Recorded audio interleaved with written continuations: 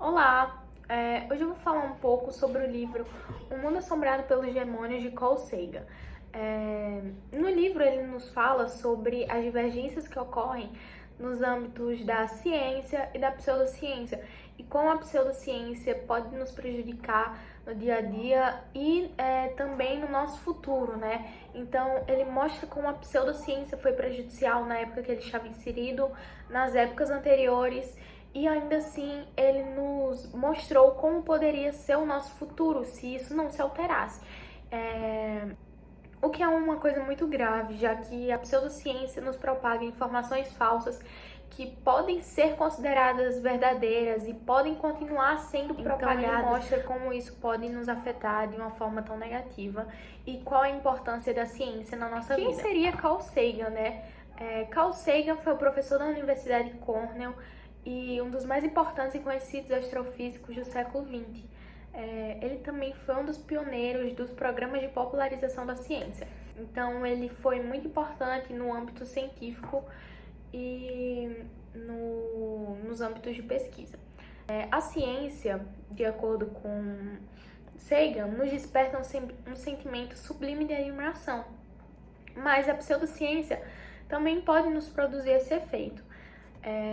As divulgações escassas e mal feitas da ciência abandonam nichos ecológicos que a pseudociência pode preencher com muita velocidade. Se houvesse ampla compreensão de que os dados do conhecimento requerem evidência adequada antes de serem aceitos, não haveria espaço para pessoas. Sagan sempre partiu da ideia que a ciência é algo muito mais espetacular, instigante e emocionante do que nós somos capazes de imaginar ou daquilo que a pseudociência pode nos oferecer. Ao mesmo tempo, ele insiste que temos que entender o contexto social e a história do pensamento científico, no sentido que a sociedade precisa entender como a ciência funciona para que ela possa ser efetivamente utilizada para o bem na humanidade. As pessoas têm muita tendência em acreditar em tudo que elas ouvem, de modo que a evidência passa a não ter importância. Isso é considerado a pseudociência. A falta de pesquisa é uma coisa passada de geração em geração, ou de vizinhos, de família, de amigos, uma informação que talvez não seja certa, é passada de pessoa para pessoa, como um telefone sem fio. Então, ela não tem embasamento científico e as pessoas sempre têm tendência em acreditar em tudo que ouvem. Não é todo mundo que escuta uma informação e vai pesquisar, vai se aprofundar nela para saber se é realmente verdade. E aí sim passar a informação adiante. É assim que a pseudociência se propaga. Então, no interior de algumas pseudociências reside a ideia de que o nosso ato de desejar dá forma a alguns acontecimentos. Como, por exemplo, como seria agradável se nós pudéssemos, à semelhança do folclore, de histórias infantis, satisfazer os nossos desejos pelo simples ato de desejar. Então, como seria interessante, né, se nossos desejos se realizassem apenas se nós desejássemos. Então, não é assim que as coisas funcionam. Eu não posso simplesmente desejar que uma coisa aconteça e essa coisa vai acontecer. Como é sedutora essa noção, especialmente quando como comparada com o trabalho duro e a boa sorte, geralmente necessários para concretizar nossas esperanças. É incrível, né, essa noção que nós temos de que, tipo, quando uma coisa é comparada com um trabalho duro, pode ser considerada um milagre, ou pode ser considerada, eu pedi isso e se desejou por acaso. Não é assim que as coisas funcionam. Então as coisas devem ser realizadas de uma forma que realmente tenham alguma explicação lógica, como por exemplo um trabalho duro ou simplesmente uma coincidência de boa sorte. Né? Então, pode-se afirmar que a pseudociência é adotada na mesma proporção que a verdadeira ciência é mal compreendida. Então, a ciência nem sempre é compreendida e assim ela é considerada errada. As religiões são frequentemente escola de pseudociência que tem proteção do Estado, embora não haja razão que as obrigue a desempenhar esse papel. A religião tem uma proteção do Estado porque já é uma coisa perpetuada há milhões e milhões de anos. Então, tem toda essa questão da fé, tem toda essa questão de esperança e que as pessoas se apoiam na fé como uma forma de viver. Tem pessoas que não conseguem viver sem sua fé. A pseudociência se difere da ciência errônea. A ciência prospera com seus erros, eliminando-os um a um. Conclusões falsas são tiradas todo o tempo, mas elas constituem tentativas. As hipóteses são formuladas de modo a poderem ser refutadas. Ou seja, tudo que é decidido na ciência não necessariamente é tomado como verdade suprema ou verdade absoluta. Elas podem sim sempre serem refutadas e atualizadas para que elas se tornem cada vez mais corretas. Então, o ensino público da ciência tem definhado nos últimos anos. Com o aumento da ignorância e com o aumento das atividades de superstição, e os casos de anticiência e pseudociência vêm se tornando cada vez mais frequentes. A pseudociência e a ciência são exatamente o oposto, já que as hipóteses são formuladas de modo a se tornar invulneráveis a qualquer experimento que ofereça uma perspectiva de refutação, para que em princípio não possam ser invalidadas, ou podem ser passados adiante ou não. Os profissionais são defensivos e cautelosos. Quando a hipótese pseudocientífica não consegue entusiasmar os cientistas, se deduz que há conspirações para eliminá-las. A distinção mais clara possa ser pelo fato de que uma sabe avaliar com mais perspicácia as imperfeições e a falibilidade do que outra não. Então, uma consegue avaliar com mais cautela para saber se aquela informação realmente é verdade e a outra já não faz isso, né? Então, se nos recusarmos radicalmente a reconhecer em que ponto somos propensos a cair em erro, podemos ter quase certeza de que o erro nos acompanhará para sempre. Então, a ciência nos convida a acolher os fatos, mesmo quando eles não se ajustam aos nossos estereótipos. Então, a ciência é muito mais difícil de ser explicada, né, do que a pseudociência, já que a pseudociência não precisa realmente ser explicada porque é uma mentira. Então, é bem mais fácil, você só coloca lá a informação e quem quiser aceitar, aceita. Quem não quiser vai pesquisar mais a fundo até descobrir que aquela informação realmente é falsa, né? E a maioria das pessoas não fazem isso. Então, por isso que a nossa sociedade está mais propensa a cair nas farsas da pseudociência, né?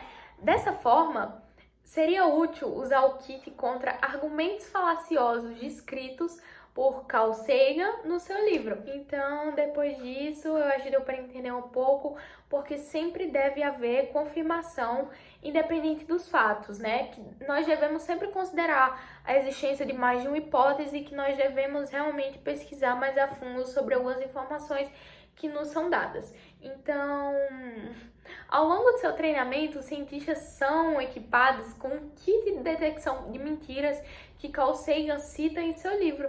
E eu vou falar aqui para vocês. Então, o que existe no kit são ferramentas para o pensamento cético, que o pensamento cético seria um meio de construir e compreender um argumento racional, de reconhecer um argumento fraudulento ou falacioso. Então, eu vou falar agora algumas das ferramentas. Sempre que possível, deve haver confirmações independentes dos fatos. Devemos encorajar o debate sobre as evidências. Os argumentos que são apresentados por autoridades têm pouca importância. Uma forma melhor de expressar isso é dizer que na ciência não existem autoridades, quanto muito há especialistas. Devemos considerar mais de uma hipótese. Se alguma coisa deve ser explicada, é preciso pensar de todas as maneiras diferentes pelas quais poderiam ser explicadas. Depois deveríamos pensar nos testes que poderiam servir para invalidar sistematicamente cada uma das alternativas. Tente não ficar muito preso a uma hipótese só porque ela é sua e apenas uma estação intermediária na busca do conhecimento. Devemos nos perguntar por que a ideia nos agrada. Devemos verificar se é possível encontrar razões para rejeitá-la, senão outros farão. Devemos quantificar se o que estiver sendo explicado é possível de medição, de ser relacionado a alguma quantidade numérica, seremos muito mais capazes de discriminar entre as hipóteses concorrentes. Se há uma cadeia de argumento, todos os elos da cadeia devem funcionar, inclusive a premissa, e não apenas a maioria deles. Também tem outra, que é a navalha do Ockham, que é essa maneira prática e convincente de proceder nos incita a escolher a mais simples dentre duas hipóteses que explicam dados com a mesma eficiência. Deveremos sempre perguntar se a hipótese pode ser, pelo menos a princípio, falseada. As proposições que não podem ser testadas ou falseadas não valem grande coisa. Além de Sagan nos ensinar o que fazer na hora de avaliar uma afirmação, ele também nos mostra o que não fazer, né? Ele nos ajuda a reconhecer as falácias mais comuns e perigosas da lógica e da retórica. Muito bons exemplos podem ser encontrados na religião e na política, né?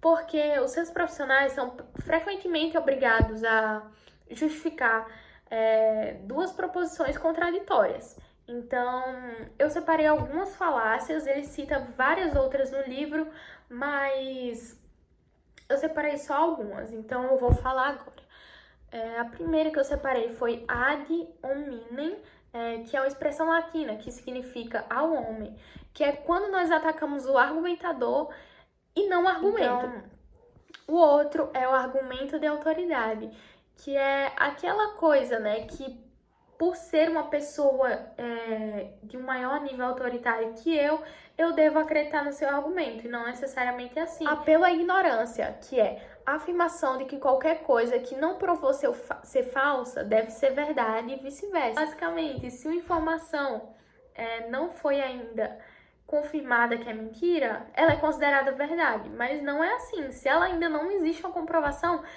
a partir daí ela já não pode ser considerada verdade. Então é isso que esses capítulos falam. Esse é mais ou menos o pensamento que Sagan tem. No início do capítulo 15, ele começa com duas citações. A primeira é de William Blake, que ele fala que Deus nos guarde de uma visão única e do sono de Newton. E a segunda é de Charles Darwin. É mais frequente que a confiança seja gerada pela ignorância do que pelo conhecimento.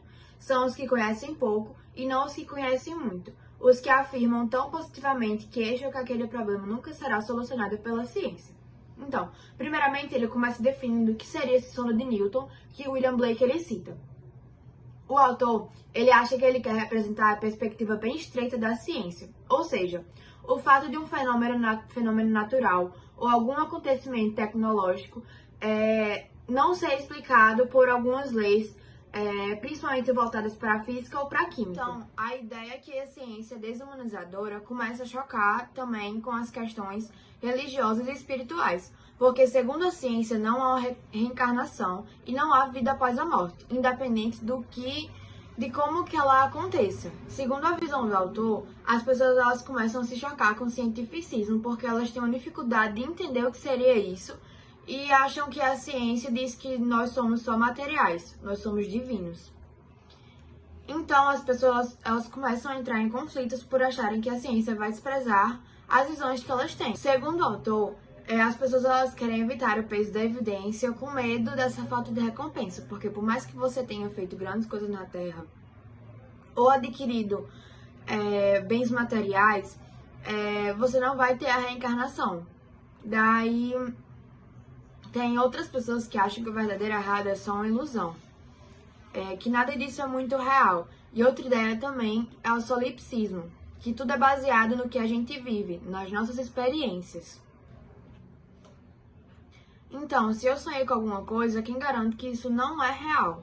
Tudo que eu vivo faz parte de mim, da minha experiência. Daí surge o analfabetismo científico, vinculado à pseudociência. E aí, no fim do capítulo, ele fala que em meados do século XX, mais ou menos, biólogos, teólogos e filósofos tinham muita dificuldade de aceitar esse caráter reducionista da ciência, esse caráter estreito. Porque eles não viam como seria possível existir uma força vital por trás da natureza e os processos biológicos sem serem fundamentados em leis físicas e químicas. Daí ele finaliza o capítulo falando que tem gente que a gente tem muita sorte por causa do reducionismo da ciência, porque através dele a gente pode evoluir e criar tudo que a gente tem e tudo que nós conhecemos hoje em dia. Nos capítulos finais, o autor ele afasta-se do combate direto à pseudociência e passa a descrever as relações entre a ciência e a sociedade. Os problemas na educação e na divulgação científica são abordados logo no início dos últimos capítulos. Então, os últimos capítulos são dedicados às relações entre a ciência e a política, incluindo a importância da cultura científica na formação da cidadania, a relação entre instrução e liberdade, a importância da pesquisa básica e o problema das verbas para as pesquisas.